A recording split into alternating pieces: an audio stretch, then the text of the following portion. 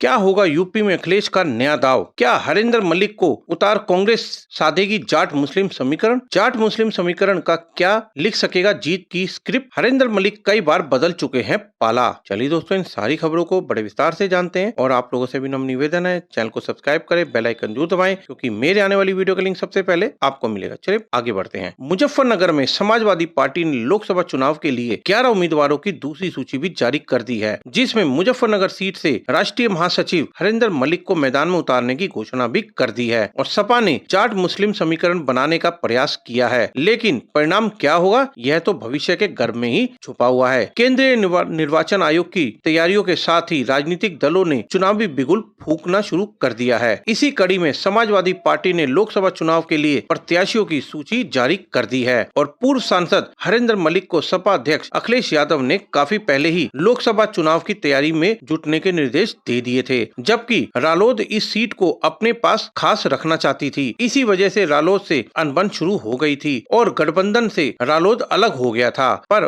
विधानसभा चुनाव 2022 में हरिंदर मलिक ने अपने पुत्र पंकज मलिक पर चरथावाल से सपा उम्मीदवार के तौर पर जीत दिलाकर राजनीतिक कौशल साबित कर दिया था, लेकिन रालोद के अलग से होने से उन्हें झटका लगा है। बावजूद इसके सपा ने हरिंदर मलिक को प्रत्याशी घोषित कर जाट मुस्लिम समीकरण बनाने का प्रयास किया है। 2013 के दंगे के बाद सपा दूसरी बार मुजफ्फरनगर से अपना प्रत्याशी उतारने जा रही है। इससे पहले 2019 में चुनाव में सपा रालोद और बसपा का गठबंधन था, जिसमें रालोद मुखिया अजीत सिंह ने चुनाव लड़ा था। हरिंदर मलिक ने चौधरी चरण सिंह की दलित मजदूर किसान पार्टी के टिकट पर 1985 में खतौली से जीत दर्ज की थी। इसके बाद 1989 और 1993 में जनता दल से जीते थे, मगर 1996 में भारतीय किसान कामगार पार्टी के टिकट पर चुनाव लड़कर वह हार गए थे, जबकि 1998 में मुजफ्फरनगर से उन्होंने सपा के टिकट पर लोकसभा का चुनाव लड़ा था। वह इनेलो से राज्यसभा सदस्य भी रह चुके हैं। इसके बाद हरिंदर मलिक कांग्रेस में भी गए और 2009 में उन्होंने लोकसभा चुनाव लड़ा, लेकिन वह हार गए। 18 वर्ष कांग्रेस में रहकर 2